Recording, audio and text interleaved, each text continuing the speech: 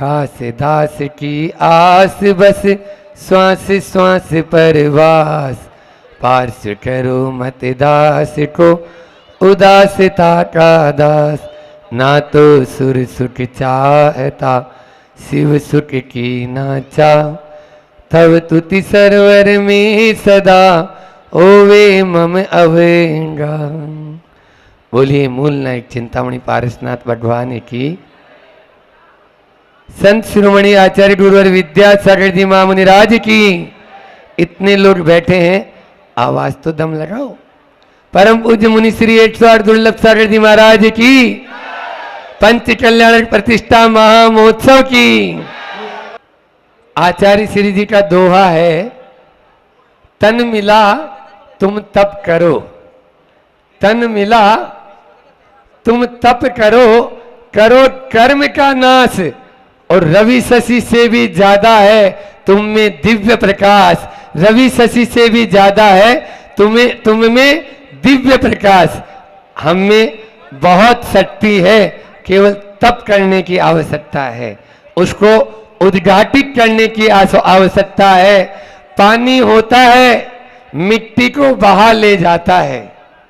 पानी मिट्टी को बहा ले जाता है, लेकिन एक दिन वही मिट्टी जब अग्नि परीक्षा देने के लिए तैयार हो जाती है और घट का रूप धारण कर लेती है, उसी पानी को बांध कर रखने की क्षमता भी ले आती है।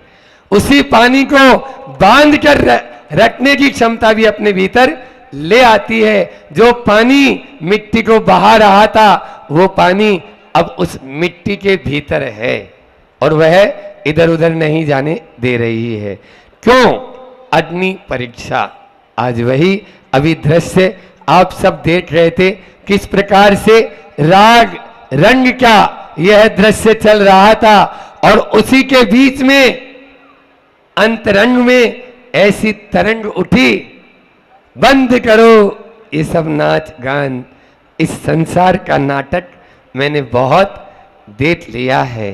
संसार असार है। लोकांतिक देव आए और अनुमोदना कर रहे हैं कि आप सही सोच रहे हैं, क्योंकि वे तो स्वयंभू हैं, उनको किसी की जरूरत नहीं, लेकिन फिर भी वे अपना कार्य कर रहे हैं। जो देव ऋषि कहलाते हैं, देवताओं में भी ऋषि हैं, बाल ब्रह्मचारी होते हैं।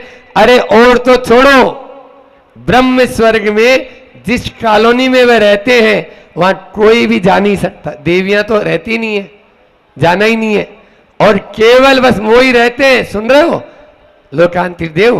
हाँ, और वहां पर मोबाइल के इतने ज्यादा रॉड लगे रहते हैं कि बाहर के देवी देवता उनसे कोई संपर्क भी नहीं साध सकते हैं।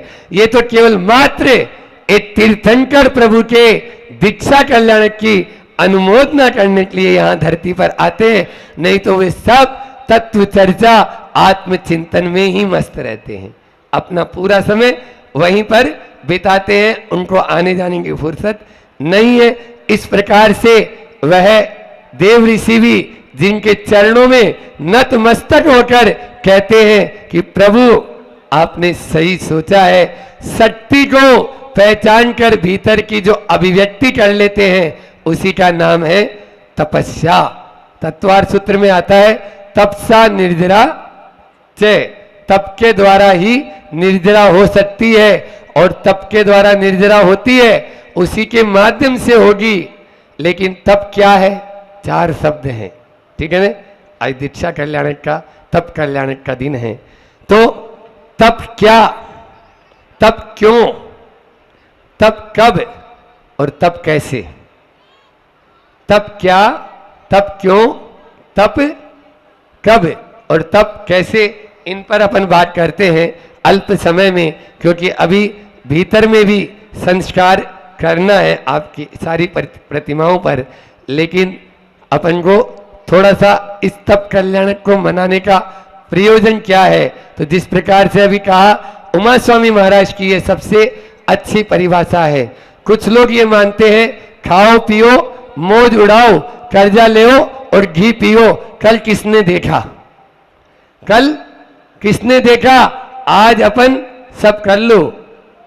ये हमारे भारतीय संस्कृति नहीं है और न ही ये जैन दर्शन का फिलोसफी है। समझ में आ रहा है? हाँ, जैन दर्शन भी ये नहीं कहता है, वो तो ये कहते हैं आपकी इच्छा क्या है, बस उस इच्छा को दबा दो।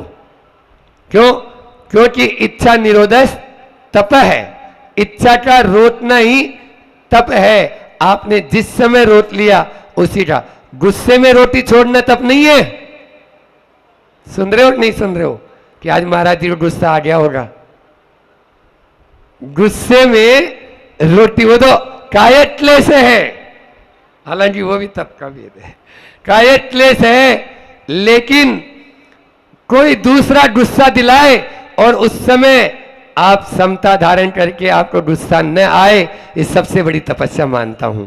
ये सबसे बड़ी तपस्या मानता हूं। सामने वाला हमें गुस्सा दिलाने की कोशिश करे और हमको गुस्सा न आए, इससे बड़ी तपस्या और क्या होगी? समता सबसे बड़ी तपस्या है। इसलिए तप क्या है? तप यही है कि आपके मन के अनुकूल। गुस्सा कब आता है? जब मन के प्रतिकूल होता है। मन के अनुकूल नहीं होता तो बस तिल मिला जाते हैं, वही हमें रोकना है और वही तप है। फिर उसके बाद में तप क्यों करते हैं? तप इसलिए करते हैं तन को साधने के लिए और मन को बांधने के लिए। तन को साधने के लिए और मन को बांधने के लिए। आप देख लो, हाथी कितना भी मदमस्त हो, बिल्कुल खूब तेज दौड़ रहा है हाथी के पीछे, लेकिन हाथी पकड़ने वाले गड्ढा खोद देते थे, उस पर थोड़ा सा लकड़ी वगैरह या घास फूस बिछा देते हैं, हाथी उस गड्ढे में गिरता है। 1 दिन नहीं, 2 दिन नहीं, 3 दिन का तेला और वो अलबेला जो अंदर गया है सब मद झर जाता है। हमारे गुरुजी भी कहते हैं पहले दिन टाइट, दूसरे दिन लाइट और तीसरे दिन गाड़ी राइट, बिल्कुल राइट हो जाती है। इसलिए पहले दिन तो पोजीशन टाइट होगी, आप कभी भी कुछ करेंगे तो। दूसरे दिन लाइट हल्की हो जाएगी। सिटर जी की वंदना ले लो, पहले दिन आपके पांव ऐसे भर जाते, अब नहीं जाऊंगा कभी पहाड़ के ऊपर। दूसरे दिन यदि आप हिम्मत करके चले गए तो गाड़ी लाइट, और तीसरे दिन और सांस चढ़ लिया और चढ़ गए पहाड़ पर, तो मैं कहता हूं चौथे दिन आपको चढ़ाने की जरूरत नहीं है, आप दौड़ेंगे पहाड़ के ऊपर, ये निश्चित रूप से। इसलिए कुछ भी ले लो, पहले दिन आप बीमार होए तो पहले दिन आपको खूब नाक से पानी आएगा, बुखार तेज हो जाएगा, ये हो जाएगा, ये है टाइट। दूसरे दिन अपना आप ही कुछ मत दो उसको, लाइट। और तीसरे दिन आप एक भी टेबलेट मत खाओ, मैं गारंटी से लिख के दे रहा हूं, तीसरे दिन आपका वो बुखार, आपके वो उल्टी दस्त, आपकी वो सिर दर्द सब गायब हो जाएंगे। हमारे गुरुजी तो यही बोलते हैं, और ये सबसे बड़ी तपस्या है। इससे बड़ी तपस्या और क्या है? प्रातःकाल भी मैंने बोला था कि डॉक्टरों के पास जाकर आपके मन में, तो यहां तो आप लोग देवता लोग बन गए, अब तो इधर बस मन में आया और होना चाहिए। इधर बस वो पान की दुकान तो फिर भी अब नहीं मिलती, दवाई की दुकान गली गली में मिलती है या घर में ही मिलती है, हर घर में है, बस डब्बा खोला और डाल लिया। भैया थोड़ा सहने का अभ्यास तो बनाओ। आप तप कल्याण की और दीक्षा कल्याण की बात कर रहे हो, बुखार आया है तो चला जाए। ये सब ये एक्यूट डिजीज है, क्रोनिक डिजीज जो होती है उसके लिए औषध लेना है। एक्यूट डिजीज के लिए कभी भी, महाराज जी ये क्या आप इंग्लिश में बात करने लगे? हाउ, हमने डॉक्टरेट किया है नेचुरोपैथी से, ऐसे वैसे नहीं है। हाँ, एक्यूट यानी होता है तीव्र रोग, और क्रोनिक होना यानी होता है जीर्ण रोग। हिंदी में ही बात कर लेंगे हम आपसे। तो तीव्र रोग आपके स्वास्थ्य के लिए आया है, वो वरदान है, उसको अभिशाप मत बनाओ, उसको जीर्ण मत बनाओ। उसको दबा देंगे वो जीर्ण हो जाएगा, फिर तपस्या नहीं। तो मैं कह रहा था तब क्यों? तन को साधने के लिए और मन को बांधने के लिए तप किया जाता है। और फिर तप कब? आज भजन गा रहे थे ना, भजनकार चले गए क्या? कि कर लो जवानी में बुढ़ापा किसने देखा है, ऐसा ही आता है ना, तब कर लो जवानी में बुढ़ापा किसने देखा है, ऐसे ही बोला ना। तो ये क्योंकि आयु कर्म का, मैंने प्रातःकाल की वेला में कविता सुनाई थी कि भरोसा कुछ भी नहीं है इन सांसों का। अभी मैं बैठा हूं, 1 मिनट में बाद में क्या होने वाला है जानते हो आप? कुछ भी नहीं। इसलिए अगला श्वास आएगा या नहीं आएगा कोई गारंटी नहीं है। फिर क्यों सोच रहे हो बुढ़ापे में? बड़ी विडंबना है आप लोगों के साथ में। जो जवान आदमी आता है उसको बोलते हैं, अब जैसे मान लीजिए हमारे सन्नी भाई, नमन भाई, इनको विनय भाई को, तो महाराज जी अभी क्या उम्र है? अभी तो मुझे बहन को लेने जाना है और अभी मेरी शादी भी होना है, अभी मुझे ये करना है। और बुढ़ापा वाला आता है तो उसको बोल, महाराज जी अब क्या करें, गोड़ा में दर्द होता है, सिर पिरात है और कमर में तो ऐसा दर्द होता है कि पट्टो बांध के बैठना पड़ता है। अब बालो, अब कौन को पकड़े हम? तो एक आदमी तो ऐसा बोला, महाराज जी आपको और कोई नहीं मिला क्या? क्या भाजने वालों के पीछे पड़ गए क्या? ये भी स्थिति है। तो तब कब? जब आपकी आत्मा के अंदर दृष्टि चली जाएगी, आपके अध्यात्म की ओर दृष्टि चली जाएगी। अरे शरीर दम तोड़े उससे पहले तप कर लो, बस इतना कहना चाहूंगा। फिर उसके बाद में तप कैसे तप करना है तो अपनी विशुद्धि पूर्वक करें। आप लोग क्या करते हैं? तप तो करते हैं लेकिन दिल के टुकड़े हजार हुए, कोई यहां गिरा कोई वहां गिरा, वो नहीं होना चाहिए। अब उपवास के अतिचार बताते हैं ना प्रोसद उपवास में, अब चटाई बिछा रहे हैं तो फेंका दे, अब कौन अब धम से गिर पड़े, वो नहीं। जो तप नहीं, वहां पर आता है नीतिकार कहते हैं कि यस्य तुलाम आरोहति शरीर मनसी, वही तप करणीय है जो आपके शरीर और मन पर प्रतिकूल प्रभाव न डाले, वही तप आप करेंगे तो निश्चित रूप से हम आगे बढ़ेंगे। समय अपना हो रहा है, 4 शब्द और देख लें जल्दी में कि आकर्षण, आसक्ति, विरक्ति और शांति। हम क्या करते हैं? आकर्षण के आपको दुनिया की, आचार्य पूज्यपाद स्वामी इष्टोपदेश में कहते हैं ये दुनिया इंद्रजालवत, वहां पर कहते हैं इंद्रधनुष, कितना प्यारा लगता है। अभी आषाढ़ में आने वाला है, उल्लू रूसी को देखते रहते हैं लट्टू होके, वो थोड़ी देर के अंदर छूमंतर, बस ये संसार के सारे पदार्थ उस इंद्रजालवत हैं, आपको लुभा रहे हैं, आकर्षित कर रहे हैं और आप दौड़ते हैं उस दीपक की तरफ जैसे पतंगा दौड़ता है और अपने प्राण गवा देते हैं। आकर्षण आसक्ति उत्पन्न करते हैं और जैसे ही आसक्ति हमारे भीतर आती है अशांति हो जाती है, फिर शांत कहाँ होंगे? तो शांत नहीं। महाराज जी बताए थे ना कि आसक्ति का मतलब जो आसक्ति है जा नहीं सकती, आसक्ति का मतलब जो आसक्ति है जा नहीं सकती, उसका नाम है आसक्ति। एक बार यदि मन में आपके धारणा बैठ गई मुझे तो वही चाहिए, अब क्या करें? अब कुछ नहीं, रूठ गया राजा का लाल, होता है। कविता बाद में सुनाएंगे। एक बार ऐसा हुआ कि एक समूह शरण लगा हुआ था, उस समूह शरण कल लगेगा यहाँ पर भी, तो समूह शरण में लगभग 1 करोड़ व्यक्ति देखने के लिए रवाना हुए। 1 करोड़ व्यक्ति रवाना हुए। जैसे ही पहुंचे समूह शरण के बाद वहां पर एक नाटकशाला थी, खूब अच्छी नाटक नौटंकी चल रही थी, आधे तो वहीं रुक गए। अब आगे कितने पहुंचे? 50 लाख। उससे आगे चले, वहां पर बहुत अच्छी नृत्यांगनाएं नृत्य कर रही थी हाव भाव के साथ में। अब वहां देखा आधे और रुक गए। अब आगे कितने पहुंचे? 25 लाख।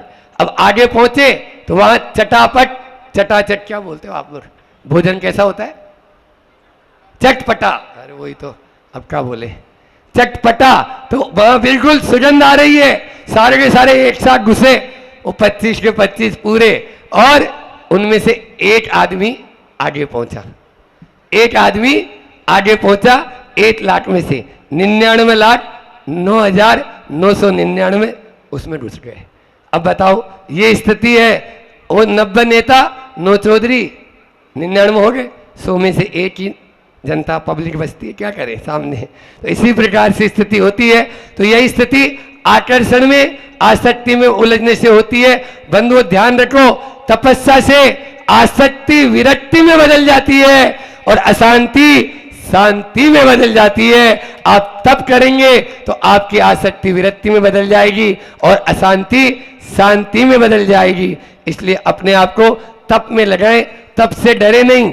थोड़ी सी बात होती है और आप इधर उधर देखने लगते हैं, सूरज तपता है ना, सूरज तपता है तो माटी भी तप जाती है, और जब माटी तप के फट जाती है सूरज का दिल भी पिघल जाता है और बादल बरसने लग जाते हैं। सूरज तपे तपे रे माटी, दीपक जले जले रे बाती, तुझको तपना होगा मोह तजना होगा।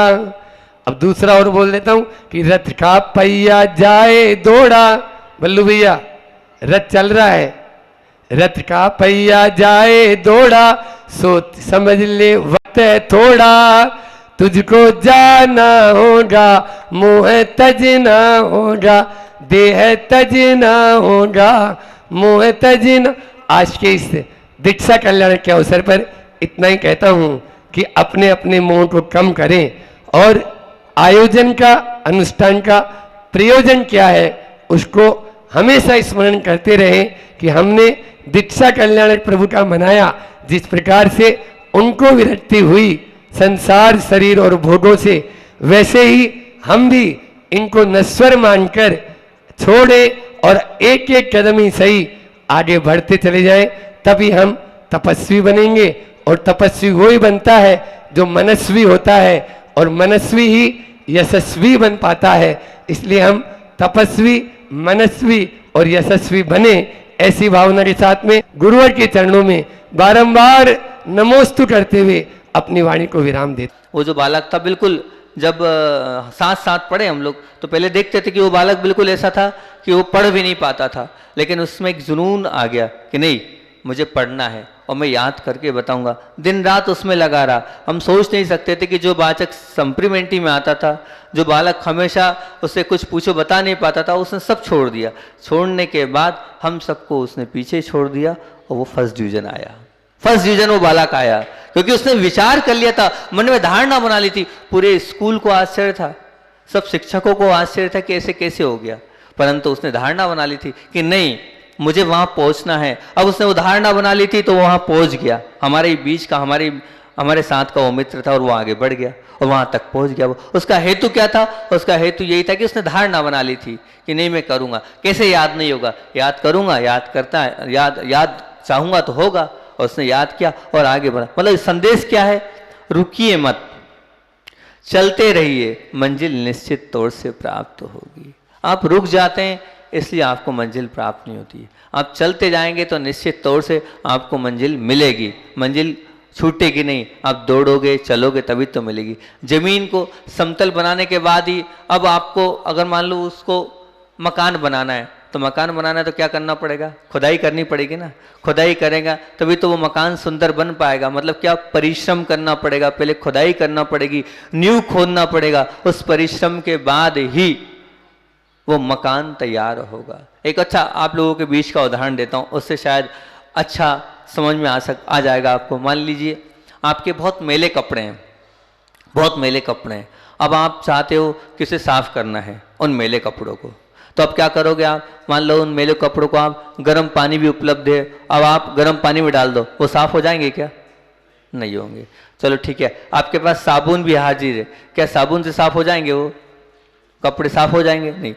बिल्कुल होंगे क्या? नहीं होंगे। नहीं हो जाएंगे, हमारा जी साबुन तो है, गर्म पानी है। बिल्कुल। कब होंगे? जब आपकी तीव्र इच्छा होगी और उस कपड़े को साफ करने के भाव होंगे और आप क्या करोगे? वो सुंदर जैसी जो साबुन है, वो सुगंधित साबुन है जिसका रूप बहुत सुंदर है, आकार बहुत सुंदर है, उस सुंदर सी साबुन को आप क्या करोगे? उसकी सुंदरता को समाप्त करोगे, उसकी सुगंध को समाप्त करोगे और क्या करोगे? उसको घीसोगे।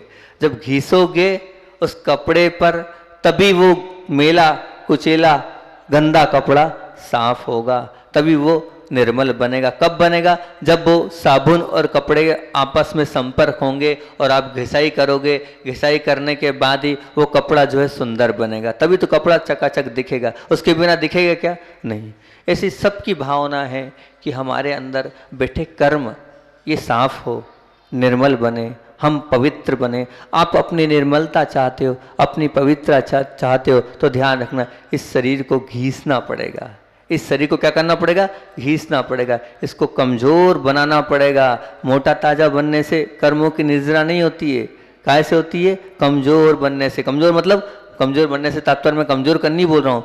एक आपने अगर पंचमहागुरुप्ति पढ़ी है, सब लोगों ने पढ़ी होगी। पंचमहागुरुप्ति में साधु परमेष्ठी के लिए बहुत अच्छी कारिका आती है। साधु परमेष्ठी में बात याद आई तो बता देता हूँ। कल रत्नकर्ण सावकाचार चल रहा था, तो कल रत्नकर्ण सावकाचार में हमने एक सब लोगों को नियम दिया। सब लोग तो आप आते नहीं हैं, लेकिन बहुत सारे लोग तो आते हैं यहाँ जो बैठे हैं। तो हमने कल एक नियम दिया था कि हमें जब भी हम साधु के पास जाएं तो कम से कम द्रव्य से दर्शन करना चाहिए। अगर हम द्रव्य से दर्शन करेंगे, कुछ ना कुछ चढ़ा के दर्शन करेंगे, तब कुछ हमें प्राप्त होगा। क्योंकि कहते हैं कि देव शास्त्र गुरु के आगे क्या खाली हाथ नहीं जाना चाहिए, उनकी वंदना करने के लिए कुछ ना कुछ चढ़ाना चाहिए और भक्ति भाव से चढ़ाना चाहिए। तो जो रत्नकर्ण सावकाचार्य की वो कारिका है, उस कारिका को बोलो, कौन सी कारिका बताई थी?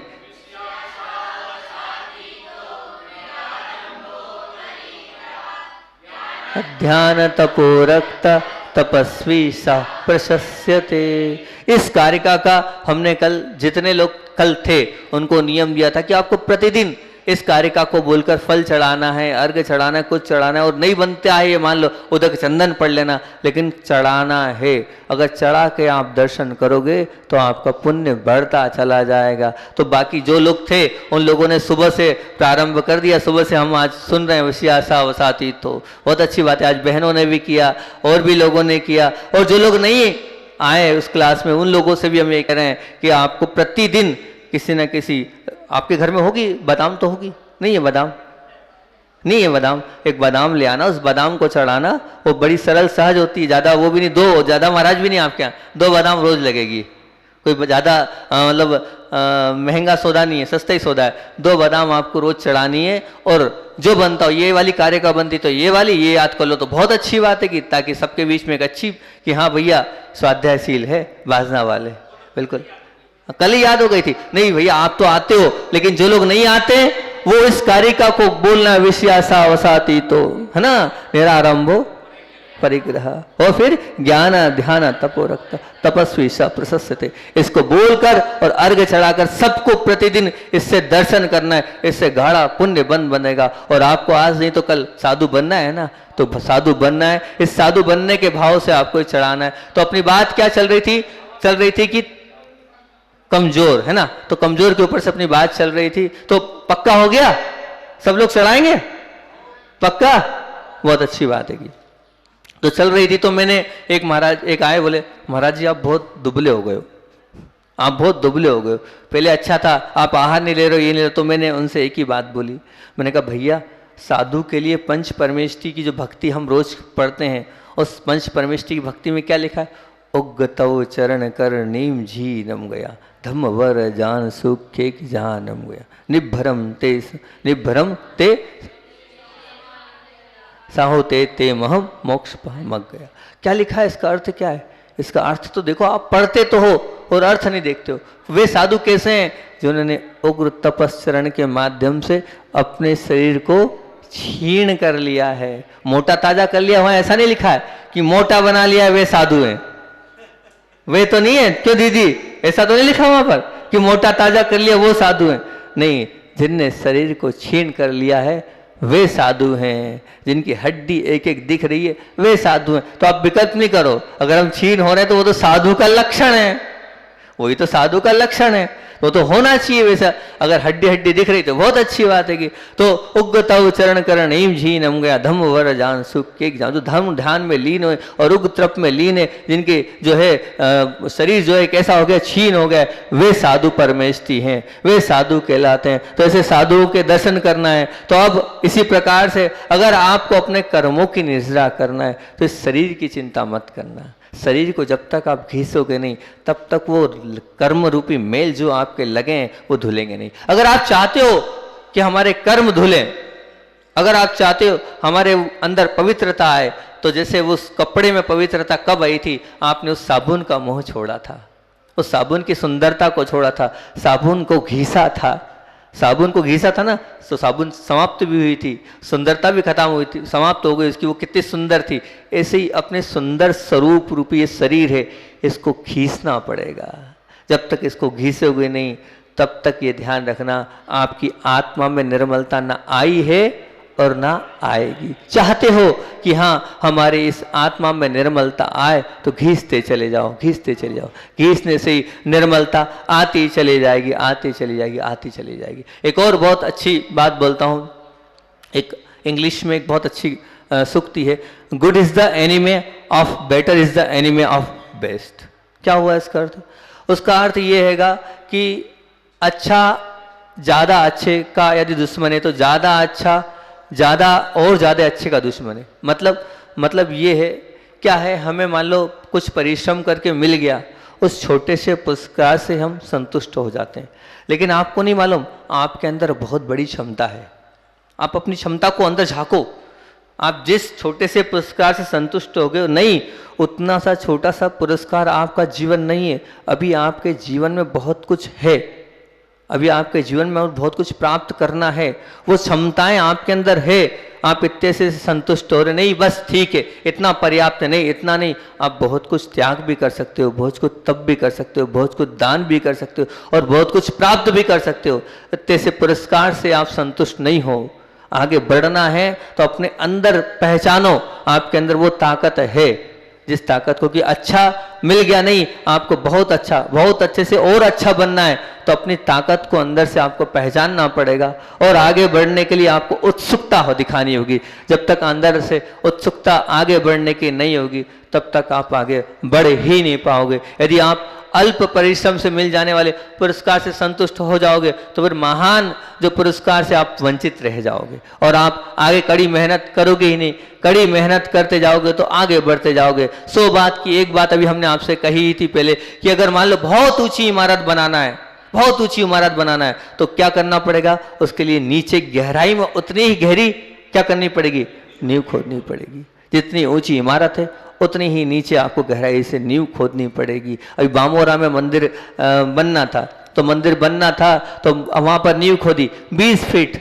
हमने कहा भैया इतने में तो मंदिर बन जाता आरसीसी का, ऊंचाई में। बोले नहीं महाराज जी, आप पत्थर का मंदिर बना रहे हो, 3 मंजिला पाषाण का भव्य जिनालय बना रहे हो, इतना, और वो भी हजारों साल के लिए बना रहे हो, तो आपको नींव तो नीचे से खोदनी पड़ेगी। पूरी नींव को भरना पड़ा और बामोरा वालों ने मेहनत भी करी। सबसे कम समय में, इतने समय में उन्हें वो 100 बाय 100 का वो जो प्लाट है वो पूरा पत्थरों से भर के ऊपर ले आए।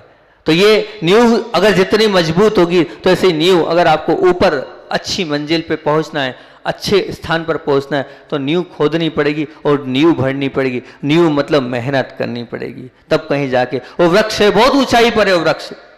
लेकिन ध्यान रखना, जो जितना वृक्ष ऊंचा होगा उसकी जड़ भी उतनी ही नीचे होगी। ये बात बिल्कुल ध्यान रखना। उसकी जड़ कहाँ तक होगी? नीचे तक होगी, तभी वो ऊंचाइयों को प्राप्त कर सकता। मान लीजिए आपके पांव में कोई कांटा अंदर घुसा है तो आपको क्या करना पड़ेगा? खोदेरना पड़ेगा। जितना वो अंदर घुसा है उतना ही खोदेरना पड़ेगा। तो जितनी ऊंचाई तक आपको पहुंचना है उतना ऊंचाइयों तक जाने के लिए आपको उतनी बेसमेंट पर मेहनत करना पड़ेगी। और हम मेहनत से और परिश्रम से दूर होते जाएंगे तो हम कैसे वहां पहुंच पाएंगे? अनंत काल से क्या करते आ रहे हैं? हम संसार में भ्रमण करते आ रहे हैं। अगर हम चाहते हैं इसको स्थगित करना चाहते हैं तो उसके लिए क्या करना पड़ेगा? अपने उस आत्म स्वरूप का आनंद का अनुभव करना होगा। उसके लिए क्या करना है? उसके लिए शरीर की सुख सुविधा को समाप्त करना पड़ेगा। मन की स्वच्छंदता के सामने आपको लाल आंख दिखानी पड़ेगी। लाल आंख किसके लिए दिखानी पड़ेगी? मन की स्वच्छंदता के लिए। हमारा मन बड़ा ऐसा है जो सब सुख सुविधा चाहता है, उस सुख सुविधाओं को त्याग करना पड़ेगा आपको और मन को लाल आंखें दिखाएंगी। जो मन को लाल आंख दिखाएगा और मन के साथ खुला विद्रोह करना पड़ेगा। जब आप मन के साथ खुला विद्रोह करोगे तब कहीं जाकर आप अपनी उन ऊंचाइयों को प्राप्त कर पाओगे। निश्चित मान के चलना, उसके पहले नहीं कर पाओगे आप उन ऊंचाइयों को प्राप्त। क्योंकि एक बात ध्यान रखना, जैसे अंत में तीसरी बात बोलता हूं, जैसे कोहिनूर हीरे का कोई विकल्प है? कोहिनूर हीरे का कोई विकल्प है? कोई विकल्प नहीं कोहिनूर हीरे का, उससे बढ़कर कोई हीरा नहीं है। जैसे वृक्ष हैं, लेकिन क्या कल्प वृक्ष का कोई विकल्प है? कोई विकल्प है कल्प वृक्ष का?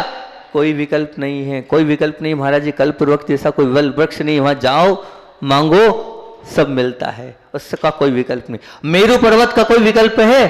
उससे बड़ा कोई पर्वत है? नहीं महाराज, इस विश्व में नहीं, कहीं भी नहीं, 3 लोक में मेरु पर्वत का कोई विकल्प नहीं है, उससे बड़ा कोई पर्वत नहीं। बहुत अच्छी बात है। सबसे सुंदर वन, सबसे सुंदर बगीचा है तो नंदन वन। क्या उस नंदन वन से सुंदर वन है कोई? कोई सा वन नहीं है भैया, उससे सुंदर कहीं कोई वन नहीं है। अब मान लीजिए कोई समुद्र है, स्वयंभू रमण समुद्र है, उस स्वयंभू रमण समुद्र के विकल्प में कोई समुद्र है? नहीं, उससे बड़ा कोई समुद्र नहीं है, कुछ भी नहीं है। तो मैं इतना ही बात बोलूंगा आपसे, जैसे इन सब का कोई विकल्प नहीं है, उस कल्प वृक्ष का कोई विकल्प नहीं है, उस कोहिनूर हीरे का कोई विकल्प नहीं है, उस मेरु पर्वत का कोई विकल्प नहीं है, उस नंदनवन का कोई विकल्प नहीं है, उस स्वयंभू रमण समुद्र का कोई विकल्प नहीं है। इसी प्रकार आपके कठोर परिश्रम का कोई विकल्प नहीं है, आपके कठोर परिश्रम का कोई विकल्प नहीं है। अगर आपके जीवन में परिश्रम आ गया तो ये मान के चलना आप बहुत ऊंचाइयों को छू जाओगे। बस परिश्रम से दूर नहीं रहो, परिश्रम को करते चलो, आप अपने आप को मेहनती बनाते चलो और अभ्यास को जारी रखो। जीवन का सातत्य रहेगा तब आप प्राप्त कर पाओगे। अगर अभ्यास नहीं है तो आप जीवन में आगे बिल्कुल नहीं बढ़ पाओगे। आगे बढ़ना है तो आपके जीवन में अभ्यास भी चाहिए और कठिन परिश्रम भी चाहिए, तब ऊंचाइयों को आप और मंजिल को आप प्राप्त कर पाओगे। अब आचार्य भगवान का संस्मरण सुनना है तो अंत में बहुत पुरानी बात आपके सामने रख रहा हूँ। आचार्य भगवान फिरोजाबाद पहुँचे और जब फिरोजाबाद पहुँचे तो बड़ा ही अलग ही वहाँ का चतुर्मास की स्थापना हुई ना। कमेटी ने निवेदन किया कि यहाँ चतुर्मास करो, तो आचार्य से निवेदन आवेदन तो मानते नहीं है, किसी के आवेदन निवेदन से पहुँचते नहीं है कि भैया आप चढ़ाओ तो आए, ऐसा कुछ नहीं था। एक दिन बचा है, चतुर्दशी को पहुँचे, 13 को पहुँचे, चतुर्दशी को जो है वहाँ उन्होंने बिना कमेटी के नारियल चढ़ाए वहाँ चतुर्मास की स्थापना कर दी। अब वहाँ कर तो दी, करने के बाद हुआ ये कि चतुर्मास बड़ा बहुत ही शानदार चतुर्मास हुआ। वहाँ क्या निश्चय वाले बहुत लोग थे जिन्होंने मुनि को देखा नहीं और मुनि को मानते नहीं थे, मुनि पंथ मानते नहीं थे, लेकिन आचार्य भगवान के इतने अच्छे प्रवचन होते थे। तो उस प्रवचनों को सुनने के बाद रोज के रोज लोग जुड़ते गए तो अंत तक तो बहुत बड़ा काफिला फिरोजाबाद में जुड़ गया था। बीच में एक ऐसे श्रावक जुड़े जो आचार्य श्री की तत्व का जो चिंतन होता था उससे बड़े प्रभावित हुए।